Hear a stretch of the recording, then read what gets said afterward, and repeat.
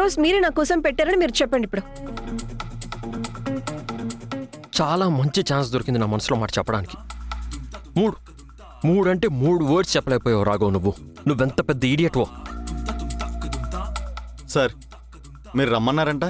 అవును భాస్కర్, నువ్వు last year company నుంచి ఒక అడ్వాన్స్ తీసుకున్నావు కదా, అది దేనికోసం తీసుకున్నావు? అది నేను డబ్బులన్నీ తిరిగి ఇచ్చేశాను, మీరు చెక్ చేసుకోవచ్చు. భాస్కర్, నేను అడిగేది అది కాదు. నువ్వు నీ గర్ల్ ఫ్రెండ్కి ప్రపోజ్ చేయబోయావు కదా, రైట్?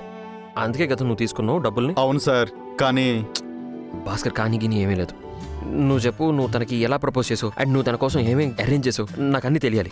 సార్ నేను అర్థం చేసుకోగలను, మీకు రేఖా మేడంకి మధ్య అన్నీ మంచిగా లేవు, కానీ బయట వేరే వాళ్ళతో ఎఫ్ఐఆర్ అది మీకు మంచిది కాదు. ఈ విషయం వేరే వాళ్ళకి ఎవరికైనా తెలిసిందంటే బిజినెస్కి చాలా పరువు నష్టం సార్. నీకేం పిచ్చి పట్టలేదు కదా? అయినా నేను ఇది నా కోసం అడగట్లేదు. నాకు ఒక ఫ్రెండ్ ఉన్నాడులే, వాడికి ఒక అడ్వైస్ కావాలంటే నిన్ను అడిగితే వాడికి చెప్పచ్చేమో అనిపించింది, అంతే. సరే, నువ్వు ఎలా ప్రపోజ్ చేసావో కొంచెం అర్థమయ్యేటట్టు చెప్తావా? సార్ నేను తన కోసం ఒక డైమండ్ రింగ్ అండ్ తన ఫేవరెట్ ఫ్లవర్స్ తీసుకున్నాను. అంతేనా? ఇంతే చేసావా? నువ్వు తనకు అవి ఇవ్వగానే తను ఎస్ చెప్పేసిందా? నీకు పెళ్ళైపోయింది అండ్ నువ్వు తనతో సంతోషంగా ఉంటున్నావా? సార్ నేను అది చాలా సినిమాటిక్గా చేశాను. నా చేతిలో ఒక పూల బొకే తీసుకున్నాను, ఇంకో చేతితో డైమండ్ రింగ్ పట్టుకున్నాను. ఆ తర్వాత నేను నా మోకాళ్ళ మీద కూర్చున్నాను. మోకాళ్ళ మీద ఎలా? తర్వాత నేను తన కళ్ళల్లోకి చూసి చెప్పాను, శ్వేత, నేను నా జీవితం మొత్తం నీతో గడపాలనుకుంటున్నాను, నువ్వు నన్ను పెళ్లి చేసుకుంటావా?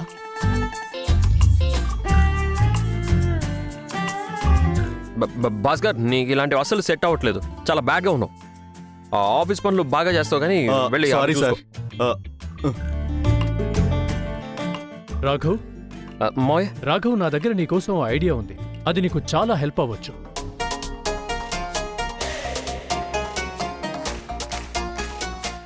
ఏంటిది మోయ? అదేంటంటే రాఘవ్, ఒకవేళ అబ్బాయి చాలా హ్యాండ్సమ్ అనుకో, నాలాగా క్యూట్ అనుకో, ఆబ్వియస్లీ నాలాగా వాడి జుట్టు గాల్లో ఎగురుతుంది, అంటే ఇంతకు ముందులా వాడి చేతిలో గిటార్ ఒకటి ఉందనుకో రాఘవ్, ప్రపంచంలోని ప్రతి అమ్మాయి అలాంటి వాళ్ళకి టక్కన పడిపోతారు, సరిగ్గా మీ అత్తయ్య నాకు పడిపోయినట్టు.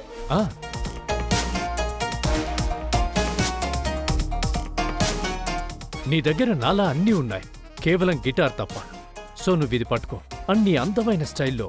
అరే, నీ మనసులో మాట చెప్పేసి. ఈ గిటార్ అవి వాయించడం నాకు రావు కదా రాఘవ్, నువ్వు చాలా స్మార్ట్, టాలెంటెడ్ కూడా. నిండు మనసుతో ప్రయత్నించావంటే చకచకా నేర్చేసుకుంటావు.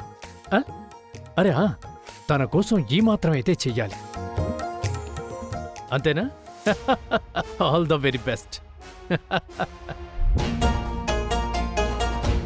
అక్క, మీరు ఉన్నతిని మరీ నెత్తికెక్కించేసుకుంటున్నారు. ఎక్కడో ఏదో తప్పు జరుగుతుందనిపిస్తుంది. లేదంటే మీరు ఆలోచించండి, లత ఎప్పుడైనా తప్పు చేసిందా? గైస్ గైస్ గైస్ గైస్ నాకు ద్రోకి చైనీస్ తినాలనిపిస్తుంది. ఇంకెవరికైనా తినాలని ఉంటే చెప్పండి, నేను ఆర్డర్ చేస్తున్నాను. ఏం అవసరం లేదు, మేము ఇక్కడ పన్నీర్ కర్రీ చేసుకుంటున్నాం, అదే తింటాం. ఎందుకు? ఏమైంది? ఏం జరుగుతుంది అత్తమ్మా?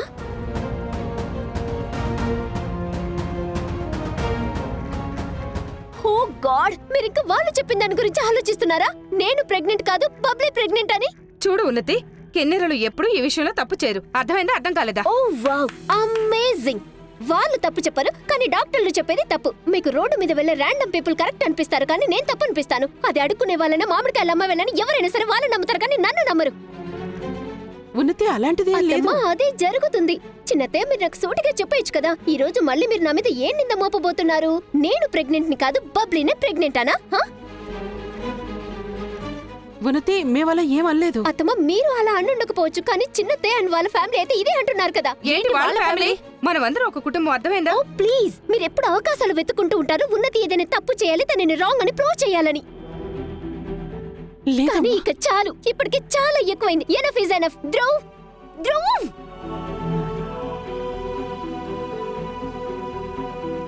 ఏమైంది ఉన్నతి?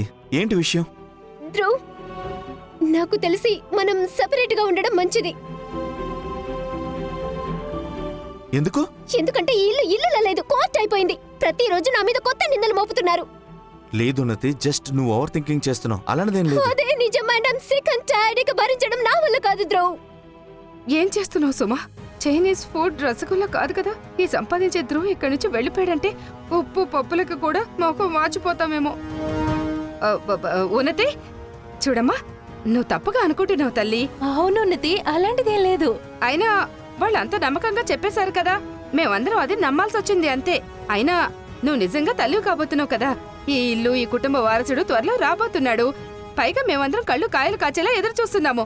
అవునా అక్క? ఆ, అయినా అసలు మనందరం ఇంకా దాని గురించి ఎందుకు మాట్లాడుకుంటున్నాం? నిజం చెప్తున్నాను, మేమందరం చాలా సంతోషంగా ఉన్నాం ఉన్నతి. ఉన్నతి, మాకు చాలా సంతోషంగా ఉంది. చిన్నత్తయ్య, మీరు కొంచెం కూడా ఊహించలేరు నేను చాలా ఈజీగా మిమ్మల్ని నా వేళ్ల మీద ఆడించగలనని.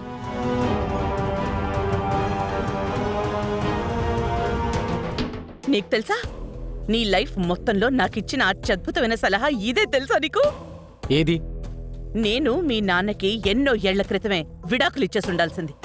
అరే, సేనాపతిలా తయారైపోయారేంటి? మన శత్రు టీంకి రాఘవ్కి లవ్ గురు అయిపోయారు. నేర్పిస్తున్నారు, వాడికి పాఠాలు చెప్తున్నారు. ఎలా అంటే రాఘవ రేఖకి ప్రపోజ్ చెయ్యాలట. నీకు తెలుసా, రాఘవ రేఖని డిన్నర్కి పిలిచాడు. ఖచ్చితంగా వాడి మనసులో మాట రేఖకి చెప్తాడు. Rekha, I love you Rekha. అప్పుడు రేఖ సిగ్గుపడుతూ I love you too Raghav.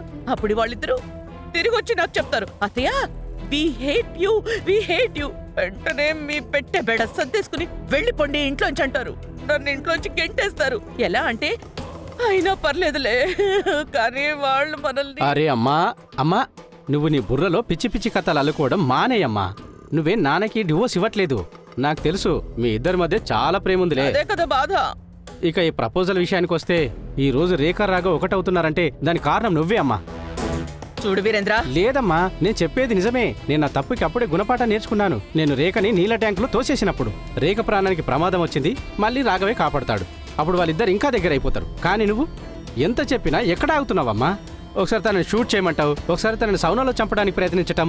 వాళ్ళ మధ్య ప్రేమజాలు ఆరిపోతుందనగా నువ్వే దాని మీద పెట్రోల్ పోసి ఇంకా పిచ్చి పెద్ద చేస్తున్నావు.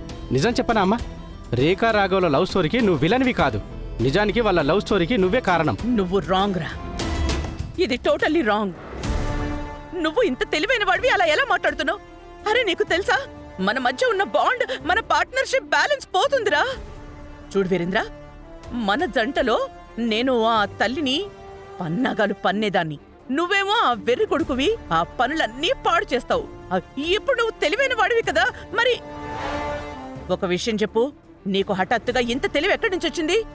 ఓ, అప్పుడే నేను అనుకున్నాను నువ్వు ఆ ఇంపార్టెంట్ బాదం పప్పు దొంగతనం చేసుకుని మరీ తింటున్నావు. దొంగతనం చేసి తింటున్నావు కదా. లేదమ్మా, నిజంగానే నేను బాదం పప్పుని టచ్ కూడా చేయలేదు. అయినా నేను మరీ అంత స్మార్ట్ గా కూడా అయిపోలేదు. అండ్ ఈ రేఖా రాఘవ్ల లవ్ స్టోరీ సమస్య ఉంది చూడు, దీనికి పరిష్కారం ఏంటో నాకు కూడా తెలియదు. అందుకే నువ్వే ఆలోచించమ్మా, ఈ రొమాంటిక్ ప్రపోజల్ ని ఎలా ఆపాలి అని. ఎలా ఆపాలి? ఎలా